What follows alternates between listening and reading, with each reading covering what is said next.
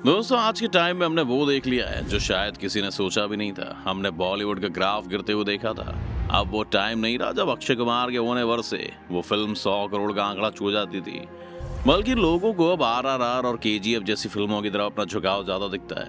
प्यारी पिक्चर है भाई, बहुत अच्छी भाई। एनिमेशन जो पिक्चर का बनाने का तरीका है बहुत मजबूत, बॉलीवुड वाले भी नहीं बना सकते इजीली। लेकिन बॉलीवुड के इस डिक्लाइन का क्या कारण है?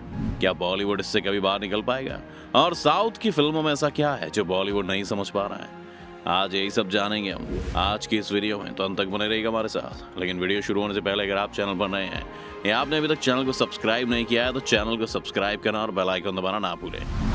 अगर आंकड़ों की बात करें तो थिएटर जनवरी 2021 में खुलने के बाद से अगस्त 2022 तक हिंदी में 63 फिल्में रिलीज की गईं, लेकिन इनमें से 18 फिल्में डब्ड थीं। इन 18 फिल्मों ने पूरे रेवेन्यू का आधा पैसा कमाया। और साथ ही अगर हम इनकी IMDb रेटिंग की बात करें तो इनकी एवरेज IMDb रेटिंग 7.3 थी, जबकि इसी बीच ओरिजिनल हिंदी फिल्मों की IMDb रेटिंग 5.9 थी। शायद हमें याद भी ना हो कि पिछले 2 साल में कश्मीर फाइल्स के अलावा किसी भी फिल्म ने अच्छा प्रदर्शन किया हो। ब्रह्मास्त्र के बारे में कहा जा सकता है, लेकिन वो भी एक वन टाइम इवेंट था। अब चलते हैं कि आखिर ऐसा क्यों हो रहा है। इससे पहले कि हम इन फिल्म्स की क्वालिटी पर जाएं, सबसे पहले तो हमें ये देखना होगा कि फिल्में अपना 60% पैसा बॉक्स ऑफिस यानी टिकट सेल से कमाती हैं। और पहले भारत में सिंगल स्क्रीन सिनेमाज हुआ करते थे, जहां लोग बड़ी तादाद में पहुंचते थे क्योंकि ये काफी अफोर्डेबल थे। जैसे इंडिया में मल्टीप्लेक्स का रिवाज आया, मूवी टिकट्स 3 से 4 गुना महंगी हो गई। इसके अलावा मूवी जाना एक पिकनिक एक्सपीरियंस जैसा है। आप सिर्फ मूवीज देखने नहीं जाते, बल्कि उसके बाद अपने दोस्तों या फैमिली के साथ घूमते भी हैं, कुछ खाते भी हैं। मल्टीप्लेक्स जहाँ भी होते हैं वहाँ पर ये सारी एक्टिविटीज बहुत महंगी हो जाती हैं, इसीलिए लोग फिल्म देखने कम ही जाते हैं। अगर आप आंकड़े देखें तो भारत के 62% सिंगल स्क्रीन सिनेमा साउथ में और 16% नॉर्थ में और 10% वेस्ट में। इस वजह से साउथ की ऑडियंस अपने स्टार्स की फिल्में लगातार देखती है, जबकि बाकी भारत के लोगों को एक फिल्म देखने से पहले कई बार सोचना पड़ता है कि जाए कि नहीं जाए। इस मल्टीप्लेक्स और सिंगल स्क्रीन के बीच में एक डिफरेंस ये भी है कि मल्टीप्लेक्स सिर्फ शहरों तक ही सीमित है, जबकि सिंगल स्क्रीन थिएटर्स लगभग हर जगह पर हुआ करते थे। क्योंकि मल्टीप्लेक्स की कमाई से बॉलीवुड को ज्यादा फायदा हो सकता है, इसलिए वो आजकल कंटेंट भी शहरों की ऑडियंस के लिए बनाते हैं। अब खुद ही सोचिए कि गहराइयाँ जैसी मूवी किसी गांव में कौन देखने चाहेगा। ये मूवी तो उनके लिए है जो मुंबई, दिल्ली, चंडीगढ़ जैसे शहरों में रहते हैं। वहीं दूसरी ओर साउथ के फिल्म मेकर्स को पता है कि उन्हें अपनी फिल्म से एक बड़ी ऑडियंस तक पहुंचाना है, क्योंकि इंडिया में ज्यादातर जनसंख्या अभी भी गाँव और कस्बों में बसती है।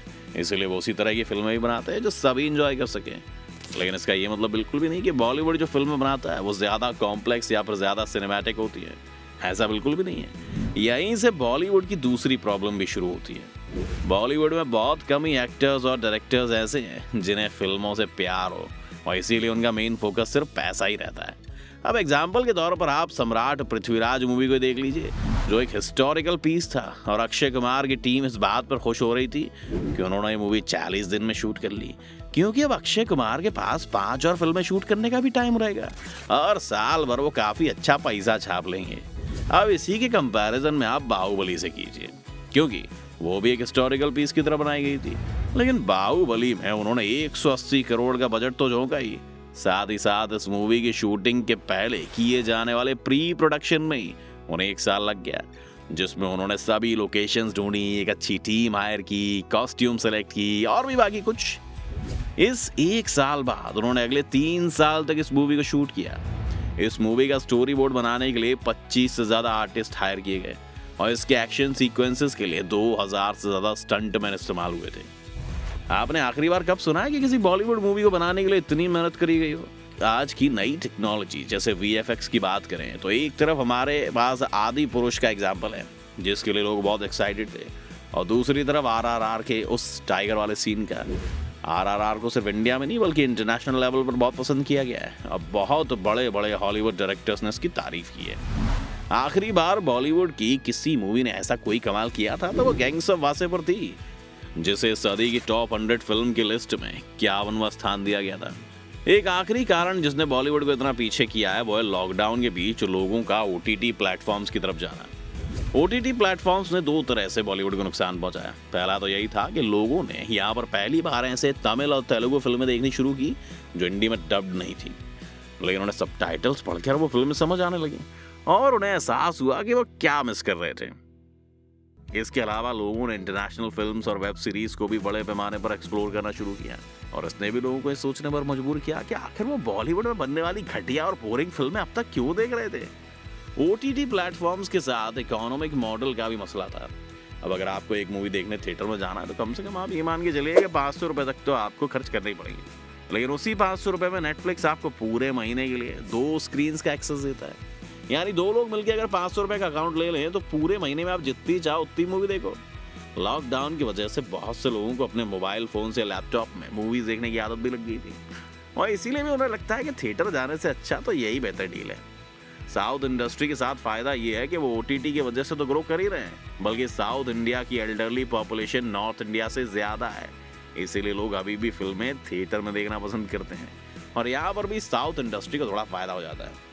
लेकिन बात सिर्फ OTT की नहीं दोस्तों, आज के टाइम में YouTube से बड़ा स्ट्रीमिंग प्लेटफॉर्म दुनिया में कोई नहीं है और साथ ही ये बिल्कुल फ्री भी है, इसलिए YouTube भी आज सिनेमा से कम्पीट कर रहा है। आप खुद ही देखिए कि अगर आप दिन में रोज 3 से 4 घंटा YouTube देख रहे हैं तो फिर आप क्यों उठ कर अगले 3 घंटे थिएटर में कोई फिल्म देखने जाएंगे बताइए। जहाँ पहले बॉलीवुड का कंपटीशन सिर्फ टीवी से था जो उनसे भी बुरी थी, आज वहीं हर एक इंटरनेट कंपनी उनके कॉम्पिटिटर की तरह आगे आकर खड़ी है और बॉलीवुड के साथ परेशानी ये है कि उनके पास उसका मुकाबला करने के लिए बेहतर कंटेंट नहीं है। अगर बॉलीवुड की फिल्मों को OTT से नुकसान है तो साउथ इंडियन फिल्म्स को भी ये डर होना चाहिए था कि OTT उन्हें खत्म कर देगा, लेकिन वो तो बड़े कॉन्फिडेंट हैं क्योंकि उन्हें पता है कि उनके पास ऐसा कंटेंट है गुरु जो लोगों को दोबारा थिएटर तक खींच ले आएगा। कांतारा जैसी फिल्म है जैसे किसी बॉलीवुड प्रोड्यूसर द्वारा रीडिंग से पहले रिजेक्ट कर दिया जाता है, उसे साउथ में बनाया गया और आज वो शायद इस साल की सबसे बेहतरीन फिल्म्स में से एक है। अगर आप कांतारा पर ध्यान दो तो उसमें जिस रिचुअल को दिखाया गया है उसे बॉलीवुड लोग ये कहकर रिजेक्ट कर देते थे कि कोई इसे समझेगा नहीं, क्योंकि जो लोग कभी खुद मुंबई से बाहर नहीं निकले उन्हें कैसे पता होगा कि पूरे इंडिया में इस तरह के रिचुअल्स है, और अगर एग्जैक्टली वहां पर नहीं भी होता है तब भी हम समझते हैं कि ये कैसे किया जा रहा है और मूवी के कैरेक्टर्स इसे कैसे देख रहे हैं। बॉलीवुड में मुंबई में रहने वाले लोग ही पूरे भारत की कहानियां लिखने की कोशिश कर रहे हैं, जबकि साउथ इंडियन इंडस्ट्री में जो पूरा फिल्म क्रू है वो अलग अलग स्टेट से होता है। अगर कैमरामैन चेन्नई से है तो हो सकता है राइटर आंध्र प्रदेश से हो, डायरेक्टर केरला का हो। ये सभी कुछ आप बॉलीवुड में कम देखेंगे, इसीलिए सभी के पास बस एक जैसे आइडियाज ही हैं, जबकि साउथ की फिल्मों में एक बेहतर टीम के कारण वो एक बेहतर फिल्म बना पाते हैं। नेपोटिज्म के बावजूद भी इसलिए साउथ में फिल्में बेहतर बन रही हैं क्योंकि पर्दे पर दिखने वाला एक्टर ही सिर्फ नेपोटिज्म की वजह से वहां पहुंचा है, बाकी लोग नहीं, जबकि बॉलीवुड में हमेशा से ऐसा नहीं होता। अगर आपको क्या लगता है कि और भी कोई वजह है जिस वजह से बॉलीवुड आज कोलैप्स कर रहा है? अपनी राय हमें कमेंट में जरूर बताएं। उम्मीद है आपको आज की इस वीडियो से काफी कुछ नया सीखने को मिला होगा दोस्तों। अगर आपको वीडियो पसंद आए तो वीडियो को लाइक करें और इसे शेयर करें, और अगर आप इस चैनल पर नए हैं तो जाने से पहले चैनल को सब्सक्राइब करना भी ना भूलें, साथ ही बेल आइकॉन भी प्रेस कर दें ताकि हमारे हर लेटेस्ट वीडियो की इन्फॉर्मेशन आप तक सबसे पहले पहुंच सके।